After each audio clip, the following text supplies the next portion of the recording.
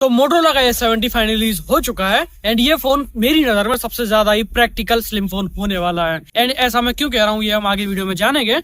And इस phone की क्या खास बात है, क्या बेकार बात है, उन सबको भी आगे वीडियो में जानेंगे। एंड यही जानते हुए सबसे पहले बात करते हैं फोन के डिजाइन की। सबसे पहले अगर मोटोरोला के डिजाइन की बात करी जाए तो मोटोरोला का ये फोन ऑलमोस्ट 5.9 mm थिक है, जिसका मतलब ये आईफोन एयर या फिर सैमसंग गैलेक्सी एज जितना पतला तो नहीं है, उनसे थोड़ा सा मोटो होने के बाद भी उनसे बहुत कम कॉम्प्रोमाइज के साथ आता है। एंड मोटोरोला S70 के अंदर हमें बात करें NFC का सपोर्ट देखने को मिलता है, ई सिम का सपोर्ट नहीं देखने को मिलता। तो जो भी लोग ई सिम देखते हैं तो डेफिनेटली ई सिम इस फोन के अंदर नहीं देखने को मिलता। इस फोन के अंदर एक और चीज की बात करूं जो कि शायद कॉम्प्रोमाइज हो सकता था, लेकिन मोटोरोला ने उसके ऊपर कॉम्प्रोमाइज बिल्कुल भी नहीं करा, which is dual stereo speaker. इस फोन के अंदर डुअल स्टीरियो स्पीकर देखने को मिलते हैं। एंड वही बात करी जब आईफोन एयर की या फिर दूसरे स्लिम फोन्स की, तो वहां पे हमें एक सिंगल स्पीकर देखने को मिलता है। बट डुअल स्टीरियो स्पीकर इस फोन के अंदर उतने ज्यादा एफिशिएंट नहीं है, क्योंकि अगेन ये फोन स्लिम है। स्लिम होने की वजह से फोन के स्पीकर्स को उतनी ज्यादा डेप्थ नहीं मिल पाती एंड इसी वजह से फोन की जो साउंड क्वालिटी है उसमें डेप्थ नहीं देखने को मिलती। लाउड है स्पीकर, नो डाउट, इस बात में कोई शक नहीं है, डेप्थ उतनी नहीं है जितनी होनी चाहिए दूसरे स्पीकर की। ये चीज आपको दिमाग में रखने की जरूरत है। साथ में अगर आईपी रेटिंग की बात करी जाए तो ये फोन IP68 और IP69 दोनों के साथ आता है एंड उसके साथ ये मिलिट्री ग्रेड सर्टिफिकेशन के साथ भी आता है। एंड उससे हमें एक फायदा ये देखने को मिल जाता है कि फोन अगर पानी में कभी गिर गया तो चांसेस कम है फोन के खराब होने के। बट अगेन मैं सजेस्ट नहीं करूंगा कि आप इसको पानी में डालो, क्योंकि अगर ये आपने पानी में डाला तो हो सकता है फोन खराब हो जाए। एंड मोटोरोला के सर्विस सेंटर्स पर जितनी भीड़ लगी होती है तो शायद सर्विस का एक्सपीरियंस भी आपको उतना ज्यादा अच्छा ना देखने को मिले। अब बात करते हैं फोन के डिस्प्ले की कि हमें कैसे देखने को मिलती है। एंड फोन की अगर बिल्ड की बात करी जाए तो यहाँ पे हमें एल्यूमिनियम फ्रेम देखने को मिलता है, जिसकी वजह से फोन का वेट बहुत ज्यादा ही कम कर दिया गया है। क्योंकि मोटोरोला का कहना है कि इसके अंदर एयरक्राफ्ट ग्रेड एल्यूमिनियम यूज करा गया है, तो उसकी वजह से ये सिर्फ 160 ग्राम लाइट है। और देखा जाए तो अभी के टाइम पे फोन ऑलमोस्ट 200 ग्राम से ऊपर के ही होते आ रहे हैं, तो 160 डेफिनेटली बहुत ज्यादा कम हो जाता है। तो अगर ये फोन आप किसी को दिखाओगे तो डेफिनेटली वो फील करेगा कि फोन बहुत ही ज्यादा हल्का है। एंड अब बात करते हैं फोन के डिस्प्ले की कि आखिर हमें डिस्प्ले कैसी देखने को मिलती है। तो ये फोन 6.67 इंचेस की सुपर एचडी डिस्प्ले के साथ आता है। एंड जैसे कि ये मोटोरोला की तरफ से आता है तो इसके डिस्प्ले का नाम POLED होने वाला है। एंड इसका रेजोल्यूशन की बात करें तो 1.5 की रेजोल्यूशन देखने को मिलता है। एंड कलर्स की ट्यूनिंग की बात करी जाए तो हमें मोटोरोला के दूसरे फोन्स की तरह देखने को मिल जाती है, मतलब वाइब्रेंट कलर्स देखने को मिलते हैं अगर आप इसको विविड पे सेट कर देते हो एंड न्यूट्रल पे सेट करते हो तो डेफिनेटली उसमें भी कोई दिक्कत नहीं है। बट मेरे को थोड़े विविड पसंद है तो डेफिनेटली मैंने विविड पे ही यूज किया है। बट रियल लाइफ में बात करी जाए तो डिस्प्ले के बेजल्स मेरे को बहुत ज्यादा कम लगे। एंड ब्राइटनेस की बात करूं तो ऑन पेपर इसमें हमें 4500 निट्स की पीक ब्राइटनेस देखने को मिल जाती है एंड ऑलमोस्ट 2000 निट्स की HBM देखने को मिल जाता है। एंड ये नंबर्स बिल्कुल भी कम नहीं है। आउटडोर में जब आप जाओगे एंड धूप के सामने भी फोन को रख दोगे तो डेफिनेटली उसमें भी आपको कोई भी दिक्कत नहीं होने वाली, क्योंकि फोन का डिस्प्ले कंप्लीटली विजिबल रहता है किसी भी कंडीशन के अंदर। एंड डिस्प्ले के अगर रिफ्रेश रेट की बात करूं तो यहाँ पे 120 हर्ट्ज देखने को मिल जाता है। एंड मोस्टली फोन के अंदर में 120 हर्ट्ज देखने को मिलता है। अगर किसी फोन के अंदर 120 हर्ट्ज से ऊपर देखने को मिलता भी है तो वो मोस्टली गेमिंग की ही होता है, क्योंकि UI के अंदर 120 हर्ट्ज से ऊपर कोई भी फोन नहीं चलता। किसी फोन में अगर 165 हर्ट्ज भी आ रहा है तो वो भी 120 हर्ट्ज से ऊपर UI के अंदर नहीं चलता। प्रोडक्शन की बात करूं तो मोटोरोला S70 के ऊपर हमें गोरिल्ला ग्लास 7i देखने को मिल जाता है, जो कि बिल्कुल ज्यादा बेस्ट तो नहीं है बट हाँ बिल्कुल बेकार भी नहीं है। डेफिनेटली फोन आपको प्रोटेक्ट होने वाला है, बट इसके ऊपर एक गार्ड लगाना डेफिनेटली नेसेसिटी बन जाता है। साथ में अगर बात करूं HDR प्लेबैक की तो यूट्यूब के ऊपर हमें देखने को मिल जाता है, जो कि प्रैक्टिकल भी है, बट नेटफ्लिक्स के ऊपर हमें नहीं देखने को मिलता, जो कि शायद दूसरे ब्रांड्स ऑफर करते हैं।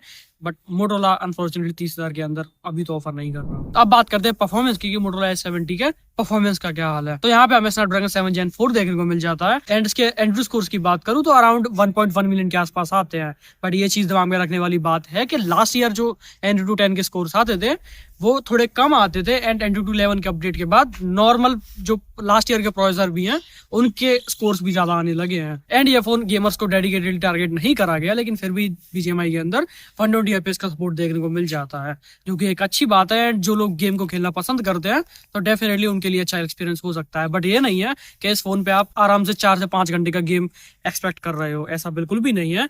ये फोन हीट होना शुरू होता है, अभी ठंड पड़ रही है तो थोड़ा कम हो रहा है, लेकिन हाँ जैसे जैसे गर्मी आएंगी तो डेफिनेटली ये फोन ज्यादा हीट होगा। एंड अगर सॉफ्टवेयर ऑप्टिमाइजेशन की बात करूं तो यहाँ पे शायद चीजें और बेटर हो सकती थी। मोटोरोला का HallUI हमें देखने को मिलता है एंड HallUI को अभी ऑलमोस्ट 3 साल हो चुके हैं, तो यहाँ पे हमें थोड़ी चीजें अच्छी देखने को मिलनी चाहिए थी। बट अनफॉर्चुनेटली ऑप्टिमाइजेशन अभी भी अप टू द मार्क नहीं है। थोड़े बहुत ग्लिचेस कभी ना कभी हमें देखने को मिल जाते हैं, तो ये चीज आप अपने दिमाग में डेफिनेटली रखो कि मोटोरोला का फोन है तो डेफिनेटली ग्लिचेस तो आएंगे। कैमरा UI थोड़ा ज्यादा स्मूथ करा गया है।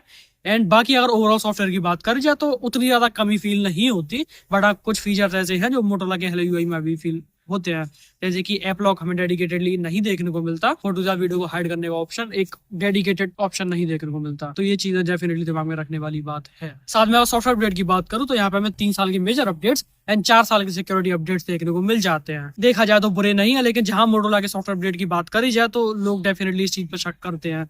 इनके अपडेट्स कभी भी टाइम पे नहीं आते, एंड अगर कभी भी अपडेट्स आते भी हैं तो फोन के कैमरा की क्वालिटी ये गिरा ही देते हैं ताकि लोग इनका दूसरा फोन खरीदें। तो इसी वजह से एक और चीज मैं पॉइंट आउट करना चाहूंगा कि अगर आप ये फोन ले रहे हो या फिर मोटोरोला का कोई भी फोन ले रहे हो तो उसको अपडेट ना करें, जैसा आया है वैसा ही चला दें। सेटअप करते टाइम फोन के सॉफ्टवेयर अपडेट्स को कम्प्लीटली बंद कर दें ताकि वो अपने आप अपडेट ना हो जाए ओवरनाइट जब आप सो रहे हो। इनका सॉफ्टवेयर तो अच्छा नहीं हो रहा, लेकिन एक चीज है जो कि बेकार होती जा रही है, सॉफ्टवेयर एक्सपीरियंस अगेन बेकार होता जा रहा है।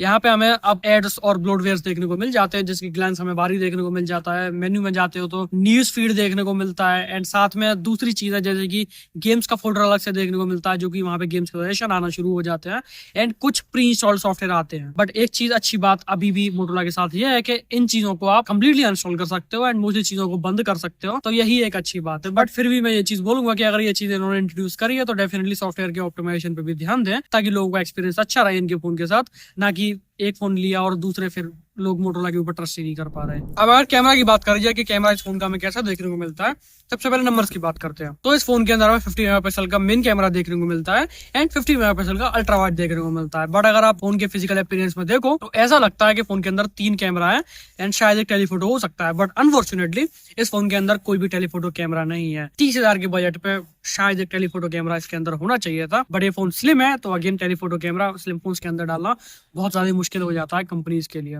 बट अगर मेन कैमरे से बात करूं तो यहाँ पे हमें फोटोज अच्छे देखने को मिलते हैं, मोस्टली कंसिस्टेंट फोटोज आते हैं। वाइल्ड लाइफ के लोगे या फिर नॉर्मल लैंडस्केप्स के लोगे तो वहां पे हमें फोटोज अच्छे देखने को मिलते हैं। एंड ह्यूमन पोर्ट्रेट्स की बात करूं तो स्किन टोन अच्छे से मैनेज करता है, बट हाँ एक चीज मेरे को कमी लगी जो कि कैमरा के ऑप्टिमाइजेशन से रिलेटेड है, विच इज की फोटो के जो कलर्स हैं वो उतने ज्यादा कंसिस्टेंट नहीं देखने को मिलते हैं। कभी कभी शार्पनेस ज्यादा देखने को मिलती है, कभी कम देखने को मिलती है, बट हाँ मोस्टली फोटोज अच्छे देखने को मिलते हैं। अल्ट्रा वाइड की बात करूं तो वहां पे भी हमें सेम ही कहानी देखने को मिलती है। कलर शिफ्ट उतना ज्यादा नहीं है जितना पहले के मोटोरोला के फोन्स में हुआ करता था, बट अभी थोड़ा बहुत चीजें इंप्रूव हो रही हैं। साथ में अगर वीडियो रिकॉर्डिंग की बात करूं तो 4K 60 आप बैक और फ्रंट दोनों से रिकॉर्ड कर सकते हो। एंड अगर आप एक वीडियो क्रिएटर हो तो मैं बोलूंगा कि आप इस फोन को अवॉइड करो, इस वजह से क्योंकि इस फोन के अंदर जब आप वीडियो रिकॉर्ड करते हो तो शायद प्रोसेसर हीट होने की वजह से या फिर OS की स्टेबलाइजेशन के साथ कोई दिक्कत है कि ये फोन फ्रेम स्किप करता है। मतलब ऐसा लगता है कि वीडियो कभी कभी जिटरी आ रही है, थोड़ा बहुत शुरू में सही रिकॉर्ड करता है लेकिन थोड़े लंबे टाइम बाद ऐसा लगता है कि वीडियो जिटरी होना शुरू हो गई है। तो अगर आप एक अच्छा फोन चाहते हो, एक वीडियो रिकॉर्डिंग के लिए चाहते हो या फिर एक क्रिएटर हो या प्रोफेशनल हो तो ये फोन आपके लिए नहीं है। बट अगर आप एक नॉर्मल एवरेज यूजर हो, कभी कभी कैमरा यूज करते हो बस जस्ट फन के लिए कि फोटोज ले लिए, कैजुअल यूजर हो, कैजुअल गेमर हो, कभी कभी थोड़ा बहुत गेम खेल लिया तो ये फोन आपके लिए है। एंड एक पतला फोन चाहते हो, फिजिकल एक्सपीरियंस बहुत ज्यादा अच्छी लगे तो डेफिनेटली ये फोन आपके लिए है।